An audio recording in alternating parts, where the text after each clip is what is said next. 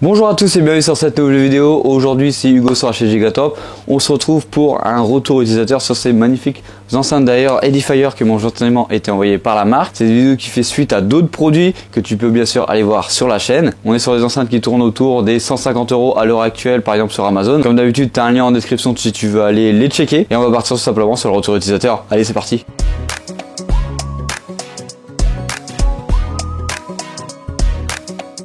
Bien sûr, comme d'hab, on n'hésite pas à s'abonner, à liker, ça fera toujours plaisir à la chaîne et ça me permet de venir tester ce genre de produit pour vous. Alors dans un premier lieu, je vais te parler très rapidement de ce qu'on a dans la boîte. On a bien sûr les deux paires d'enceintes qu'on a juste ici. Alors ça fait pas du tout partie, ça c'est une Sonos 5. Et tu peux voir que déjà à côté, on est sur une taille bien inférieure. Alors dans la boîte, qu'est-ce que tu vas retrouver? Bien sûr, les deux petits bébés qu'on a derrière. Un câble pour venir les relier entre elles, que tu verras après bien sûr dans la vidéo quand on va les checker ce qu'on a derrière comme branchement. On a bien sûr aussi un câble d'alimentation. Ça c'est logique vu qu'il marche sur secteur, et on a aussi des câbles RCA qu'on peut venir brancher soit sur son PC, soit sur une télévision. Bon allez, maintenant je vais te donner les specs de ces enceintes, aller te parler de ces enceintes, te montrer le design, te montrer les fonctionnalités qu'on a avec. Alors les spécificités de cette paire audio, c'est quoi? Tu vas avoir deux tweeters de 15 watts, deux haut-parleurs médium grave de 18 watts que tu peux retrouver tout simplement à l'intérieur de celle-ci.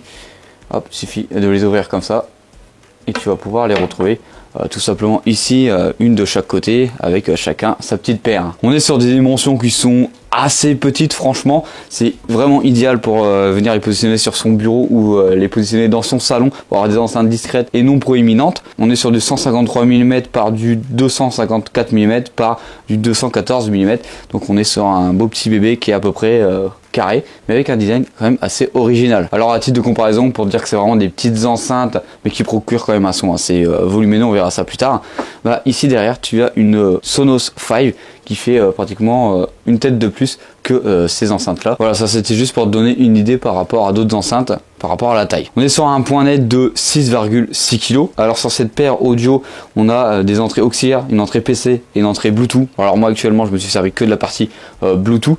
C'est ce que tu vas pouvoir retrouver à l'arrière de la paire à gauche. Voilà, hop, que tu peux retrouver juste ici. Tu peux retrouver ici le bouton d'alimentation, ici pour venir brancher l'autre haut-parleur à celui-ci. Quand tu viens tourner le produit, vu que tout se déroule sur cette partie-là, ici tu vas voir les commandes de l'enceinte. Sur les commandes des enceintes, tu as plusieurs réglages. Par exemple ici tu peux régler les aigus, les médiums, ici tout ce qui est basse, et ici le volume directement.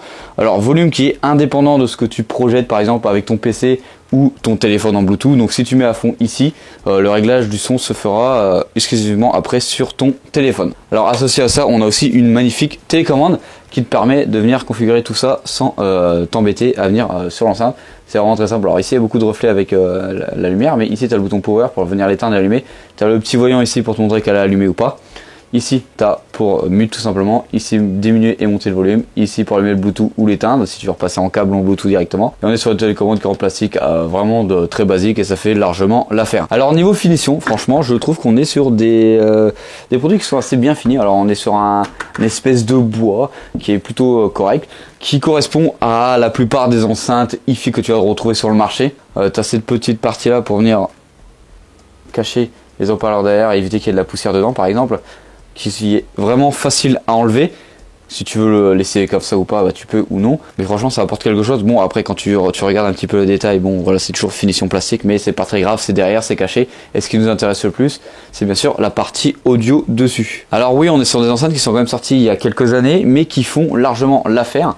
Comme je te l'ai dit en début de vidéo, tu peux les retrouver bien sûr en description avec un lien direct vers Amazon. Alors quoi penser de ces enceintes? Je trouve qu'ils ont un design assez atypique. On est sur une enceinte avec un effet bois mais qui ne ressemble pas trop aux anciennes enceintes hi-fi qui peut paraître assez vieillotte. Je trouve que le design est quand même assez réussi et assez futuriste tout en restant dans l'air du temps avec des matériaux qui je trouve assez corrects. Maintenant sur la partie son, franchement j'ai été agréablement surpris comme sur la plupart des produits et des Edifier que j'ai reçus et que j'ai testé sur la chaîne. Franchement où l'enceinte en sort le mieux, c'est vraiment dans les bas volumes et dans les moyens volumes. Dès que vous commencez à partir à fond dans votre soirée, à mettre le son à fond, c'est là que tu vois un petit peu les limites de l'enceinte. Mais ne t'inquiète pas, cette paire d'enceintes, elle crache quand même beaucoup. On va dire que c'est tout le contraire de ma Sonos 5 derrière. Dans les bas volumes, bah, le son il est bien, mais voilà, on sent pas la spécificité de l'enceinte. Je suis complètement obligé d'aller dans des volumes beaucoup plus aberrants pour profiter par exemple de la Sonos 5, alors que sur cette paire d'enceintes, bah, c'est complètement l'inverse. En vrai, ce qui pourrait manquer réellement, c'est d'avoir un peu plus de profondeur dans les basses. Mais c'est pas ce qu'on va demander à ces enceintes là, on est plutôt sur des enceintes d'appoint dans un salon quand on peut écouter de la musique en fond ou pour vous dire les brancher sur l'ordinateur plutôt qu'animer de grosses soirées. On arrive sur la fin de cette vidéo, j'espère qu'elle t'aura plu. Donne-moi ton avis en commentaire sur ces enceintes là, ce que tu en penses. Alors bien sûr je t'ai pas fait un test audio avec mon micro cravate ou même avec un micro que je vais sortir de mon ordinateur, ça sert complètement à rien, ça va pas trop transmettre le véritable son des enceintes. Bon allez, comme d'habitude, c'était Hugo sur la chaîne Gigatop, n'hésite pas à t'abonner, à liker, on arrive bientôt sur Noël, alors si tu m'as pas revu avant, en tout cas si t'as pas vu mes autres vidéos entre temps, bah c'est pas bien, va les regarder, mais en tout cas je te souhaite quand même un bon petit Noël et une magnifique année 2024, un magnifique réveillon. Bien sûr n'abusez pas des petites bulles, on vous a à l'œil, hein. Et normalement la semaine de Noël je devrais te réserver quelques vidéos assez sympas sur les pistes de ski. Ça changera du décor de la forêt ou du mini studio qu'on a à l'heure actuelle. Bon allez, c'était Hugo sur la chaîne Gigatop, comme d'habitude. Bisous.